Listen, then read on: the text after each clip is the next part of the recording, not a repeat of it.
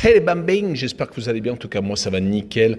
On se retrouve aujourd'hui pour une nouvelle vidéo sur la Ligue 1, la 27e journée avec 9 matchs analysés ensemble qui sont les suivants. Lille contre Lens, on commence par un derby nordiste. Puis on enchaîne par Metz contre Monaco et Lyon contre Reims samedi. Et dimanche, Lorient contre Brest, Nice contre Nantes, Clermont-Toulouse, Le Havre-Montpellier, Strasbourg-Rennes et enfin le Classico Marseille contre Paris Saint-Germain.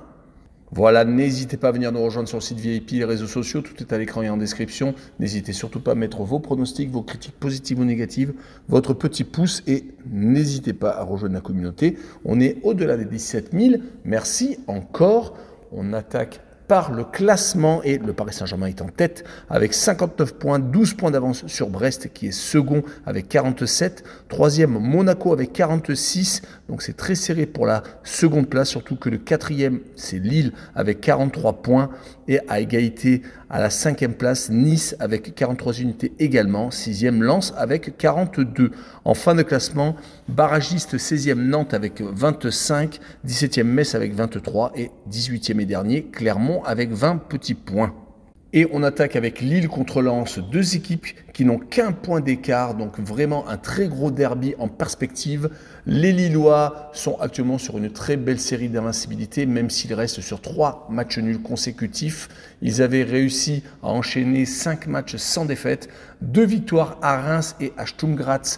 D'ailleurs, ce succès avec le match nul au match retour les a qualifiés pour les quarts de finale de la C4 pour la première fois dans l'histoire du club de Lille. Mais ça leur a pris beaucoup d'énergie car ils ont fait match nul contre Rennes et contre Brest, deux équipes du top 7 français. On n'oubliera pas qu'ils ont eu une dépression de résultats à l'extérieur, surtout perdant à Lyon en Coupe de France, se faisant éliminer d'un des objectifs du club, contre le Paris Saint-Germain et contre Toulouse en championnat. C'était en février et ils vont essayer de gagner contre les Lensois qui de leur côté ne sont pas peut-être au mieux non plus avec 3 défaites sur les 5 derniers matchs, toutes compétitions confondues. Une élimination en Ligue Europa contre Fribourg alors qu'ils menaient 2-0 à la mi-temps. Ils se sont fait renverser. Ils avaient également perdu contre Monaco et dernièrement à la maison contre Nice. 2 défaites à domicile qui font mal car ils se retrouvent maintenant au pied du podium et peut-être dans une position un peu plus compliquée car il y a des matchs très importants qui arrivent contre Lille certes, mais également contre des équipes en difficulté. Ils ont par contre sur les 5 derniers matchs gagné à 2 reprises tout de même. C'était à Lyon 3-0 et contre Brest. Donc ils sont tout à fait capables de s'imposer à l'extérieur. Mais sur cette rencontre, je verrai un 0-0 entre les deux formations avec le home no bet et le match nul remboursé 6 victoires de Lille à la maison avec une cote à 1,78. Et on poursuit par Metz contre Monaco, deux équipes qui n'ont pas du tout le même objectif. Les Messins sont actuellement malheureusement relégables avec 23 points, 3 points de retard sur le premier non relégable. Ils ont surtout, sur les 5 derniers matchs, toutes compétitions confondues, redressé un tout petit peu la barre avec 2 victoires, 1 nul et 2 défaites. Les 2 défaites ont été contre Reims et contre Lyon. Par contre, ils ont réussi à s'imposer contre des équipes qui luttent avec eux pour ne pas descendre, Nantes et Clermont. Et ils viennent de faire match nul pendant la trêve internationale contre 3 pour garder le rythme et pour ne pas perdre tous les acquis des dernières semaines. Et ils vont rencontrer une équipe de Monaco qui est franchement mieux à l'extérieur qu'à domicile. À l'extérieur, ils enchaînent les bonnes prestations, s'étant imposés à Nice, à Lens et à Strasbourg consécutivement. D'ailleurs, en Ligue 1, il faut remonter à un déplacement au Parc des Princes le 24 novembre pour trouver trace d'une défaite. Depuis, ils n'ont fait que des bons résultats, à part le match nul à Marseille. Ce ne sont que des victoires sur les 6 derniers déplacements. Par contre, à domicile, c'est vraiment catastrophique. Ils n'ont plus gagné depuis début décembre. C'était contre Montpellier. Sinon, ils ont enchaîné 3 défaites et 3 matchs nuls. C'est plutôt compliqué si on veut jouer la place en Ligue des Champions. Pour l'instant, ils l'ont toujours car il y a beaucoup d'équipes derrière eux qui n'arrivent pas à enchaîner des grosses séries. Ils ont encore 3 points d'avance sur Lille, qui est pour l'instant barragiste pour la Champions League. En tout cas, sur cette rencontre, je vois Monaco s'imposer 2-1 à Metz et je verrai les Monégasques marquer le plus de 1,5 but sur le match et une cote à 1,64. Et on poursuit avec Lyon contre Reims. Les Lyonnais sont actuellement 10e. Ils font une remontée fantastique. Ils ne sont qu'à 4 points de Reims, l'adversaire du soir. Les Lyonnais ont fait beaucoup de changements pendant le mercato d'hiver. Ils ont aussi changé d'entraîneur plusieurs fois cette saison. Mais là, ça a l'air d'être le bon Pierre Sage qui est de la maison rhodanienne. est en train de redresser la situation. Ils sont sur 2 victoires consécutives en déplacement à Lorient et à Toulouse. Et si on prend les 5 derniers matchs, toutes compétitions confondues, ils sont encore qualifiés en Coupe de France où en demi-finale, ils vont recevoir Valenciennes, un club en difficulté en Ligue 2. Et ils se sont surtout imposés à l'extérieur, gagnant à Metz. Et comme je vous l'ai dit, donc, contre Lorient et contre Toulouse. Dommage qu'au milieu, ils se sont inclinés à la maison contre Lens 3-0. Mais vu la dynamique tout de même sur les derniers matchs, ils sont tout à fait capables d'arracher une place européenne en fin de saison car les équipes donc juste devant au classement sont en train de faire du surplace, pour certaines en tout cas.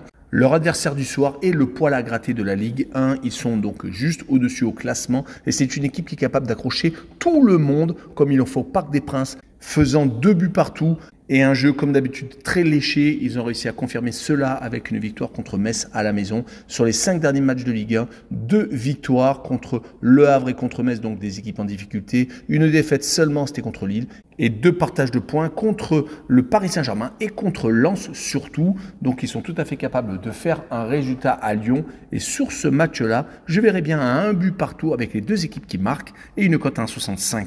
La rencontre suivante est Lorient 15e contre Brest second. Les Lorientais donc luttent pour ne pas descendre. Ils ont encore un tout petit point d'avance sur le barragiste Nantes. Les 15e du classement soufflent le chaud et le froid, capables d'accrocher Monaco à l'extérieur et également capables de perdre souvent à la maison comme ces derniers temps contre Nantes et contre Lyon. Mais ils sont plutôt sur une dynamique depuis l'arrivée d'un certain attaquant Bamba qui a réussi à marquer beaucoup de buts pour les remettre dans le droit chemin. Mais ils vont jouer contre une équipe de Brest qui est toujours seconde au classement mais qui vient d'enchaîner 2 mauvais résultats. Un match nul à la maison contre Lille et une défaite à Lens. Ils avaient pourtant enchaîné juste avant 3 succès consécutifs. La seule défaite, à part celle contre Lens, sur les 10 derniers matchs, toutes compétitions confondues, était contre le Paris Saint-Germain. Ils ont été éliminés en Coupe de France. Mais l'objectif est ailleurs, c'est bien entendu d'avoir une place européenne en fin de saison. Ils sont en tout cas très bien partis, mais tout peut s'écrouler car ils n'ont que 4 points d'avance sur le 5e et 5 sur le 6e. En tout cas, sur cette rencontre, je vois Brest s'imposer 2-0 à l'extérieur avec tout de même le moins de 2,5 buts sur le match et une cote à 1,69. On continue avec Nice contre Nantes. Les Niçois sont légèrement décrochés par rapport aux places de Champions League. Ils ont été pendant très longtemps second, puis 3e et ils sont maintenant 5e. Mais ils viennent de redresser la barre avec une victoire à Lens car après 6 matchs consécutifs sans victoire, 5 défaites et un match nul, c'était plutôt très mal parti. Une élimination malheureusement en Coupe de France contre le Paris Saint-Germain qui leur enlève un objectif. Ils n'ont maintenant plus que le championnat pour espérer se qualifier pour la Coupe d'Europe la saison prochaine. Et ils vont jouer contre une équipe de Nantes qui, de son côté, vient de perdre 3 fois consécutivement contre Metz, Marseille et contre Strasbourg. Dommage, car ils avaient gagné à Lorient un des matchs de la peur, mais ils n'ont pas réussi à capitaliser sur ce succès. Et il va falloir maintenant lutter avec la perte d'un élément moteur de leur attaque, Simon, qui vient de se blesser lors de la trêve internationale. D'ailleurs, elle a fait vraiment très mal à beaucoup d'équipes et on va y revenir. On pourra également noter que les Nantais à l'extérieur, c'est quand même du solide sur les 5 derniers déplacements, toutes compétitions confondues. Ils ont gagné contre Pau et également contre Toulouse et Lorient en championnat. Et ont réussi à faire match nul à Reims, une seule défaite, c'était au Vélodrome. Et encore, le match était assez équilibré. Mais sur ce match-là, je vois Nice s'imposer 1-0 avec peut-être Nantes qui aura des difficultés offensives avec les 2 équipes qui ne marquent pas et une cote à 1,68. La rencontre suivante est Clermont contre Toulouse. Les Clermontois sont derniers et vraiment très en difficulté. Ils viennent tout de même de gagner un match, enfin, contre Le Havre, qui est également en difficulté, qui n'a que 7 points maintenant d'avance sur le dernier du classement. Les Clermontois n'avaient pas réussi à s'imposer depuis très longtemps. C'était à Nantes le 14 janvier, donc en début d'année civile. Mais un gros calendrier combiné à un manque de réussite sur cette rencontre, comme à Nice par exemple, où ils loupent un penalty, où ils ont dominé la rencontre, mais ont fait 0-0 finalement, ne prenant qu'un seul petit point. Ils vont jouer contre une équipe de Toulouse qui a fait une très belle campagne européenne, se faisant sortir en 16e de finale par Benfica. Et encore, ils auraient pu peut-être obtenir mieux. Ils ont réussi à accrocher beaucoup d'équipes du top 7 à la maison, s'imposant contre Lille, contre Nice, renversant des situations mal engagées. Ils se sont également imposés à Reims et à Monaco. Et il faut le faire. Par contre, ils sont beaucoup trop irréguliers. Ils viennent de s'incliner consécutivement contre Le Havre et contre Lyon. Et ils ont perdu des confrontations contre des équipes en difficulté comme Nantes par exemple. Donc sur cette rencontre, je verrai bien un match nul, un but partout avec le away no bet et le match nul remboursé ses victoires de Toulouse à l'extérieur et une cote à 1,93. On poursuit avec Le Havre contre Montpellier, un match qui sent la Ligue 2 avec un point d'écart entre les deux formations, 13e contre le 14e, mais seulement 2 points et un seul petit point d'avance sur le barragiste Nantes. Il va absolument falloir prendre des points. Le Havre vient d'en prendre que 3 sur les 5 derniers matchs de Ligue 1. Une seule petite victoire contre Toulouse et 4 défaites, dont une à Clermont qui fait mal à la tête. Les Montpelliérains, par contre, c'est beaucoup mieux, même s'ils viennent de prendre 6-2 contre le Paris Saint-Germain. Mais à la mi-temps, il y avait 2 buts partout quand même. Ils ont totalement craqué en seconde période. Mais ils avaient réussi sur les 5 derniers matchs de Ligue 1 à gagner à 2 reprises tout de même contre Metz et contre Nice à l'extérieur de surcroît. 2 défaites, c'était contre Marseille et donc contre le Paris Saint-Germain, 10 buts encaissés tout de même et un partage de points contre Strasbourg. Donc ce match de la peur va pour moi tourner en faveur de Montpellier qui va s'imposer 2-1 au Havre avec la double chance N2 et une cote à 1,54. L'avant-dernière rencontre est Strasbourg contre Rennes, le 12e contre le 8e. Il y a 10 points d'écart quand même entre les deux équipes. Les Strasbourgeois ont soufflé le chaud et le froid cette saison, très mal partis, puis très bien rattrapés avec quelques très bons résultats et une très belle série d'invincibilité de 8 rencontres entre début décembre et fin janvier. Mais ils sont retombés dans leur travers, ne réussissant des belles performances qu'à l'extérieur ces derniers temps. Un match nul à Montpellier et une dernière victoire à Nantes qui fait du bien. Ils perdent beaucoup trop à la maison contre les gros déjà, contre Brest, contre Monaco et également contre le Paris Saint-Germain. Mais ce qui est plus inquiétant, c'était contre Lorient par exemple où ils avaient perdu 3-1. Et un autre gros morceau se présente, c'est Rennes qui vient de battre Marseille, qui est en train de faire une petite remontée, qui n'est plus très loin des places de Champions League. Si on regarde le classement, ils ne sont qu'à 4 points de Lille, par exemple, qui est barragiste C1.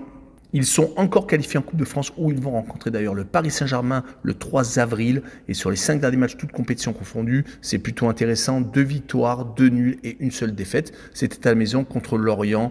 Ils ont tendance des fois à s'écrouler sur certains matchs où on les attend. C'est le gros problème de Rennes. Mais ce n'est pas nouveau car ça arrive souvent malheureusement ces dernières années. Mais sur ce match-là, je les vois gagner 2-1 à Strasbourg avec Rennes qui marque le plus de 1,5 but sur le match avec une cote à 2,15. Et on finira avec le Paris Saint-Germain qui se déplace à Marseille. Le premier qui va rendre visite au 7e, le Classico qu'on attend tous. Mais malheureusement cette année, il sera pour moi très déséquilibré car les Marseillais ont beaucoup trop de blessés, 12 exactement. Ils ont perdu 5 joueurs pendant la trêve internationale. Klos, Sarr, Gueye et peut-être Balerdi qui s'est blessé pendant un entraînement. Il va falloir puiser dans les ressources pour espérer accrocher le Paris Saint-Germain. Les Marseillais avaient pourtant réussi une belle série après la nomination de Gasset, mais ils restent quand même sur 2 défaites consécutives. Un revers contre Villarreal, mais qui n'a pas empêché les Phocéens de se qualifier pour les quarts de finale de la C3. Et un dernier revers contre Rennes, 2-0 avant la trêve internationale, qui va peut-être faire mal aux têtes, car les Rennais viennent de les rattraper au classement. Et ils se retrouvent maintenant avec 8 points de retard sur le second et 4 sur la Champions League. En face, le Paris Saint-Germain va se présenter avec l'équipe type. Un seul absent notoire, c'est Barcola, mais c'est le remplaçant de luxe. Sinon, ils vont arriver quasiment au complet. Les Parisiens restent sur 2 belles victoires, une en Coupe de France contre Nice et une éclatante à Montpellier, 6-2. Sur les 5 derniers matchs, ils se sont tout de même fait accrocher à 2 reprises, contre Reims et contre Monaco en championnat. Ils ont tout de même réussi à se qualifier pour les quarts de finale de la C1, battant la Real Sociedad à l'aller et au retour. Donc le Paris Saint-Germain va arriver gonflé à bloc, surtout que le Classico, ça ne se perd pas. Donc les Parisiens, pour moi, vont être assez faciles sur la rencontre avec peut-être un Mbappé en feu. Je les vois gagner 3-0 et je vois le Paris Saint-Germain marquer le plus de 2 buts sur le match et une cote à 2,64, assez incroyable vu le nombre d'absents, surtout en défense du côté marseillais. Voilà, on en a fini avec cette vidéo. N'hésitez pas à venir nous rejoindre. Ciao les bambins!